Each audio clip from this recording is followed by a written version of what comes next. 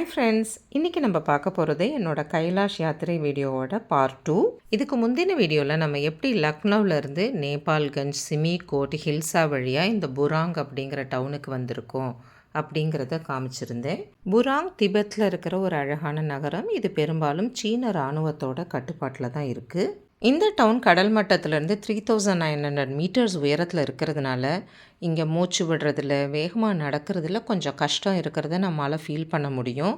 இங்கே வந்த உடனே ஆக்சிமீட்டர் வச்சு நம்மளோட ஆக்சிஜன் லெவல்லாம் செக் பண்ணுவாங்க. எனக்கு 70+ தான் இருந்தது. ஆனால் அவங்க அதுவே பரவாயில்ல அப்படின்னு சொல்லிட்டாங்க. இந்த ஊரில் ஹோட்டல் நல்ல வசதியாக இருந்ததுனால அன்றைக்கி ராத்திரி அங்கேயே தங்கி மறுநாள் காலம்புற நல்ல ஹாட் வாட்டரில் குளிச்சுட்டு ஃபுல்லாக வின்டர் க்ளோதிங்ஸ் போட்டுண்டு அங்கேருந்து நேராக மானசரோவர் நோக்கி கிளம்பினோம். போகிற வழி முழுக்க அத்தனை அழகாக இருந்தது. ஒரு மனித நடமாட்டமோ வேறு எந்த போக்குவரத்தோ இல்லை. நம்மளை மாதிரி கைலாஷ் யாத்திரை பேருந்துகள், சீன இராணுவத்தோட வாகனங்கள் தான் அங்கங்கே போயின்னு இருக்கு. இதெல்லாம் ரசிச்சுட்டு போயின்னு இருக்கும்போதே அங்கே நீல நிறத்தில் ஒரு பிரம்மாண்டமான ஏரி தெரிஞ்சுது. முதல்ல நாங்கள் எல்லோரும் இதுதான் மானசரோவர் அப்படின்னு நினச்சிட்டு இருந்தோம். அப்புறம் தான் எங்கள் கைடு சொன்னார், இது ராட்சஸ்தல் அப்படிங்கிற ராட்சசர்களின் ஏரி. பெரிய சிவபக்தனான ராவணன் இந்த உலகை ஆளும் சக்தி பெறுவதற்காக இந்த ஏரிக்கரையில் அமர்ந்து கைலாயத்தில் இருக்கிற சிவபெருமானை நோக்கி தவம் செய்ததா வரலாறு. இந்த ஏரி ஒரு உப்பு நீர் ஏரிங்கிறதுனால இங்கே உயிரினங்கள் எதுவும் வாழறது இல்லையா. அதனால் இந்த ஏரியை திபெத்தியர்கள் புனிதமாக கருதுறதில்ல. கைலாய யாத்திரை வரவங்களும் இந்த ஏரியில் குளிக்கிறது கிடையாது. இங்கேருந்தே கைலாயத்தோட தெற்கு முகம் நல்லா தெரிய ஆரம்பிச்சிடுறது. அந்த தரிசனம் கிடைச்ச உடனே மனசில் ஒரு தனி சந்தோஷம், உற்சாகம் நமக்கு. ராட்சஸ்தல்லாக இருந்தாலும் இந்த இடமும் அவ்வளோ ஒரு அழகாக இருந்தது. எல்லாரும் இங்கே இறங்கி நின்று ஃபோட்டோ எடுக்கிறதுக்காக பஸ்ஸெல்லாம் நிறுத்துகிறாங்க. எல்லாரும் ஆசை தீர நிறையா ஃபோட்டோ, வீடியோ, ரீல்ஸ் எல்லாம் எடுத்துட்டு அங்கேருந்து கிளம்பினோம். இங்கேயும் ஒரு பாடாவதியாக ஒரு பப்ளிக் டாய்லெட் இருந்தது. வேறு வழி இல்லாமல் அதையும் யூஸ் பண்ணினோம். கைலாய மலைக்கு தெற்கு பகுதியிலையும் மானசரோவர் ஏரிக்கு மேற்கையும் தான் இந்த ராட்சசி ஏரி இருக்குது. இந்த ஏரியோட தெற்கு முனையிலிருந்து தான் சட்லஜ் நதி உற்பத்தி ஆகுறதான். ரொம்ப ஆச்சரியமாக இருந்தது கேட்குறதுக்கு. இந்த இடத்துலையும் பஸ்ஸில் இருந்து கீழே இறங்கி இங்கே வர்றது, திருப்பி இங்கேருந்து பஸ்ஸுக்கு போகிறது எல்லாமே கொஞ்சம் கஷ்டமாக தான் இருக்கும். மூச்சு வாங்கும், மெதுவாக தான் நடந்து போகணும். எல்லோரும் மெதுவாக பஸ்ஸில் ஏறி மானசரோவருக்கு கிளம்பினோம். இங்கேருந்து நம்ம தங்குற ஹோட்டலுக்கு போகிறதுக்கு முன்னாடியே வழியில் ஒரு இடத்துல நிறுத்தி எல்லாருக்கும் லன்ச் கொடுத்தாங்க. புளி சாதம், அப்பளம், சப்பாத்தி, சப்ஜி ஓரளவுக்கு பரவாயில்லாமல் இருந்தது.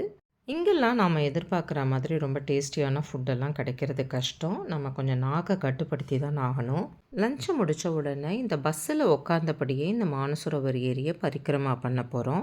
போகிற வழி முழுக்க கைலாயமலை தரிசனம் நமக்கு கிடச்சிட்டே இருக்கிறது அவ்வளவு சந்தோஷமாக இருக்கும். எழுத்தாப்பில் கைலாயம் தெரியறத பாருங்கோ. 90 கிலோமீட்டர் சுற்றளவு இருக்கிற இந்த மானசரோவர் ஏரியை நடந்து பரிக்கிரமா பண்ணுறதா இருந்தால் குறைஞ்சது 5 நாளாவது ஆகும்.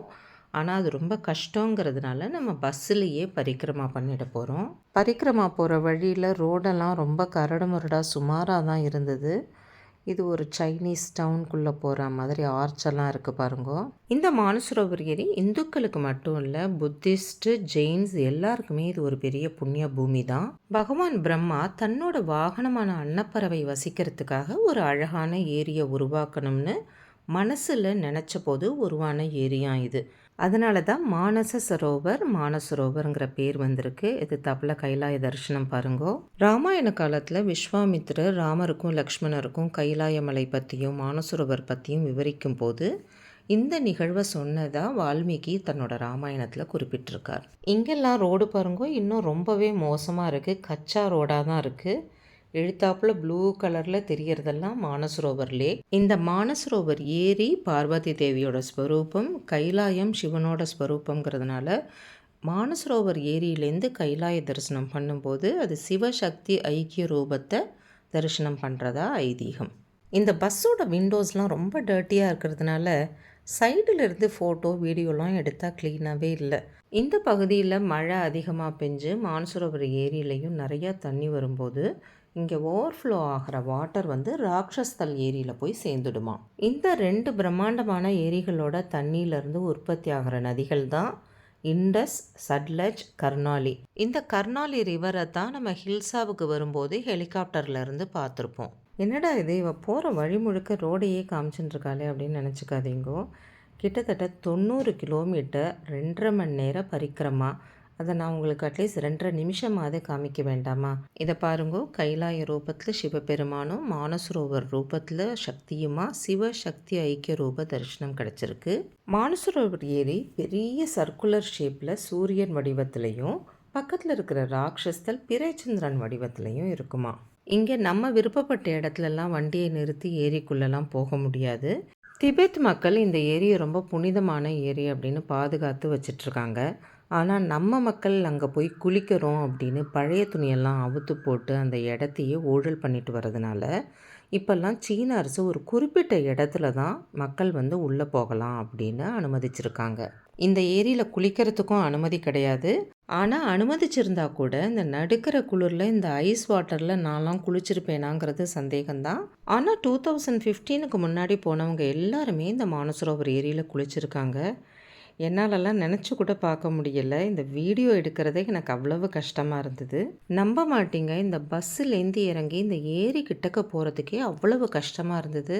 மெதுவாக ஏரி கிட்ட போய் குனிஞ்சு அந்த தண்ணியை தலையில் புரோக்ஷனம் பண்ணிட்டு எல்லோரும் நிறையா பாட்டில் எடுத்துகிட்டு போயிருந்தோம். அந்த பாட்டிலில் இந்த தண்ணியை பிடிச்சிட்டோம். அதெல்லாமே ஒரு பெரிய அச்சீவ்மெண்ட் மாதிரி இருந்தது. ஆனால் இந்த மானசரோவர் ஏரியோட அழகை பார்த்து ரசித்து ஆகவே இல்லை. அத்தனை ஒரு அழகு, அவ்வளவு ஷேட்ஸ் ஆஃப் ப்ளூ கலர். எங்களோட வந்தவங்களில் நிறையா பேருக்கு அங்கே குளிக்க முடியலையேன்னு ரொம்ப வருத்தம். ஆனால் எல்லோரும் தலையில் புரோக்ஷனம் பண்ணிட்டு அந்த தீர்த்தத்தை குடித்து நிறையா பாட்டிலில் ரொப்பிண்டு அந்த ஆசையை தீர்த்துட்டாங்க. இந்த தண்ணியை பாருங்கள், அவ்வளோ ஒரு கிறிஸ்டல் கிளியர் வாட்டர். நிறைய ஆழத்தில் கூட அடியில் இருக்கிற கல் கூட நமக்கு தெரியும். நீங்களே பாருங்களேன் தண்ணி எப்படி டிரான்ஸ்பரண்ட்டாக இருக்குன்னு. நாங்கள் எல்லோரும் நிறைய இங்கேருந்து கல் பொறுக்கிட்டு வந்தோம். எங்கள் கைடு வந்து எங்களை வாங்க வாங்கன்னு கூப்பிட்டுட்டே இருந்தார். ஆனால் யாருக்குமே இந்த இடத்த விட்டு நகர்றதுக்கே மனசே வரலை. இங்கே என்ன விசேஷம்னா, இங்கே பேசினா கூட மூச்சு வாங்குங்கிறதுனால யாரும் அதிகம் பேசவே மாட்டாங்க. அதனால இந்த அமைதியான சூழலில் நம்ம இந்த இடத்த ரொம்ப என்ஜாய் பண்ணலாம். நிஜமாவே இந்த இடத்த விட்டு போகிறதுக்கு மனசே இல்லாமல் தான் நாங்கள் எல்லாருமே பஸ்ஸில் ஏறினோம். அங்கேருந்து நேராக நாங்கள் தங்குற இடத்துக்கு போனோம். இதை ரெசார்ட்னு சொல்ல முடியாது, ஹோட்டல்னு சொல்ல முடியாது, a kind of a medium one. அங்கே தான் அன்றைக்கி ராத்திரி ஸ்டே பண்ணோம். நடு ராத்திரியில் இந்த ஏரியில் குளிக்கிறதுக்கு தேவர்கள் நட்சத்திர ரூபத்தில் வருவாங்க அப்படின்னு சொல்லுவாங்க. அதை பார்க்குறதுக்காக நடு ராத்திரி 2 மணிக்கு எழுந்து நாங்கள் எல்லோரும் போய் இந்த ஏரிக்கரையில் வெயிட் பண்ணிட்டு இருந்தோம். ஆனால் எங்களுக்கு அந்த குடுப்பினை இல்லை. அன்னைக்குன்னு பார்த்து அந்த காட்சி நடைபெறவே இல்லை. எங்களுக்கு முதல் நாள் போனவங்களும் பார்த்துருக்காங்க, அடுத்த பேட்சில் போனவங்களுக்கும் நிறையா பேருக்கு அந்த தரிசனம் கிடச்சிருக்கு. எங்களுக்கு மட்டும் ஏதோ அதிர்ஷ்டம் இல்லை.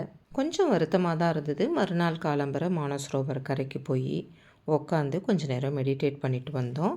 இந்த மாதிரி புண்ணிய தீர்த்தங்களோட கரையில் சங்கல்பம் பண்ணிட்டு பூஜை பண்ணுறது ரொம்ப விசேஷங்கிறதுனால எங்களோட ஏஜெண்ட் வந்து ஒரு பண்டிட் ஒருத்தரை ஏற்பாடு பண்ணியிருந்தாங்க. அவர் வந்து ருத்ரம் சமக்கம்லாம் சொல்லி அவ்வளவு அழகாக பூஜை பண்ணினார். மனசுக்கு அவ்வளவு திருப்தியாக இருந்தது. அதுவும் கண்ணுக்கு எழுத்தாப்பில் கைலாய மலையை பார்த்துட்டே ருத்ரம் சமக்கம்லாம் காதால் கேட்டு பூஜை பண்ணது அவ்வளவு சந்தோஷமாக இருந்தது. பூஜை முடிஞ்ச விட்டு லஞ்சையும் அங்கேயே முடிச்சுட்டு அங்கேருந்து நேராக டார்ச்சன் அப்படிங்கிற இடத்துக்கு கிளம்பினோம். டார்ச்சன் கைலாயத்தோட அடிவாரத்தில் இருக்கிற ஒரு அழகான சின்ன நகரம். இந்த ஊருக்கு போகிற வழி முழுக்க நம்ம கைலாயத்தை பார்த்துட்டே போயின்னு இருக்கலாம். இப்போ நம்ம பார்த்துட்டு இருக்கிறது கைலாயத்தோட தெற்கு முகம். போகிற வழி முழுக்க வெறும் பொட்டல் காடு தான், எதுவுமே இருக்காது. நம்ம இருப்போம், நம்ம கண்ணுக்கு எழுத்தாப்புல கைலாயம் தெரியும். ஆஹா, இங்கே நானும் கைலாயநாதனும் மட்டும்தான், வேறு யாருமே நடுப்புற இல்லை அப்படிங்கிற ஒரு அற்புதமான உணர்வு நமக்கு கிடைக்கும். சீ லெவல்லேருந்து 4600 மீட்டர்ஸ் ஹைட்டில் இருக்கிறதுனால இங்கே போன உடனேயே நம்மளுக்கு வந்து மூச்சு விடுறது, நடக்கிறது, பேசுகிறது எல்லாமே இன்னும் ரொம்ப கஷ்டமாக இருக்கும். இங்கே வந்த உடனே அதிகம் நம்ம ஸ்ட்ரெயின் பண்ணிக்காமல் கம்ப்ளீட் ரெஸ்ட் எடுத்துட்டு இந்த கிளைமேட்டுக்கு தகுந்த மாதிரி நம்ம உடம்பை பாதுகாக்கிறது தான் ரொம்ப முக்கியம். ஆக்சுவலி இது மாதிரி ஹை ஆல்டிடியூட் இடங்களுக்கு போகும்போது கண்டினியூஸாக ட்ராவல் பண்ணாமல் ஒவ்வொரு இடத்துலையும் ஒவ்வொரு நாள் ஸ்டே பண்ணி போனோன்னா அந்த கிளைமேட்டுக்கு தகுந்த மாதிரி நம்மளோட பாடி வந்து ஈஸியாக பழகிடும். நம்மள மாதிரி ஒரே நாளில் பிளேனில் ஹெலிகாப்டரில் ஹை ஆல்டிடியூட் வரவங்களுக்கு இந்த அக்ளமேட்டைசேஷன் கொஞ்சம் கஷ்டம்தான். ஆனால் காட்மாண்டுலேருந்து லாசா வழியாக ரோடு மூலமாக வரவங்களுக்கு இந்த அக்ளமேட்டைசேஷன் ரொம்ப ஈஸியாக நடக்கும். அவங்க ஒவ்வொரு ஊர்லேயும் நிறுத்தி வரதுனால இந்த ஆல்டிடியூட் வந்து கிராஜுவலாக இன்க்ரீஸ் ஆகும். அதனால் அவங்க பாடி வந்து ஆட்டோமேட்டிக்காகவே அந்த கிளைமேட்டுக்கு தகுந்த மாதிரி பழகிக்கும். நம்ம இப்போ நேராக டார்ச்சனுக்கு போய் ஹோட்டலில் போய் கொஞ்சம் நேரம் ரெஸ்ட் எடுத்துட்டு ரெஃப்ரெஷ் பண்ணிட்டு உடனே கிளம்பி அங்கே பக்கத்துலேயே ஒரு 10 கிலோமீட்டர் தூரத்தில் இருக்கிற அஷ்டபத் அப்படின்னு ஒரு இடத்துக்கு போக போகிறோம். டார்ச்சன் வந்து சேர்ந்துட்டோம். இங்கே நாங்கள் தங்க போகிற ஹோட்டல் ரொம்ப வசதியாக இருக்கும் அப்படின்னு சொன்னாங்க. நிஜமாவே இங்கே ஹோட்டல் சூப்பராக இருந்தது. மெயினாக குளிக்கிறதுக்கு ஹாட் வாட்டர் கிடச்சிது. ரூமுக்கு போன உடனேயே எல்லோரும் நல்லா ஹாட் வாட்டரில் குளித்து ரெஃப்ரெஷ் பண்ணிட்டு அஷ்டபத் போகிறதுக்கு ரெடி ஆகிட்டோம். என்னோட அடுத்த வீடியோவில் நீங்கள் எல்லோரும் ரொம்ப ஆவலோட காத்துட்டுருக்கிற கைலாஷ் பரிக்கிரமா காமிக்க போகிறேன். இதே மாதிரி ஒரு அழகான வீடியோ மூலமாக உங்களையும் என்னோட கைலாஷ் பரிக்கிரமாவிற்கு அழைத்து செல்லும் வரை உங்களிடமிருந்து விடைபெற்றுக் கொள்வது உமா வெங்கட். பாய்.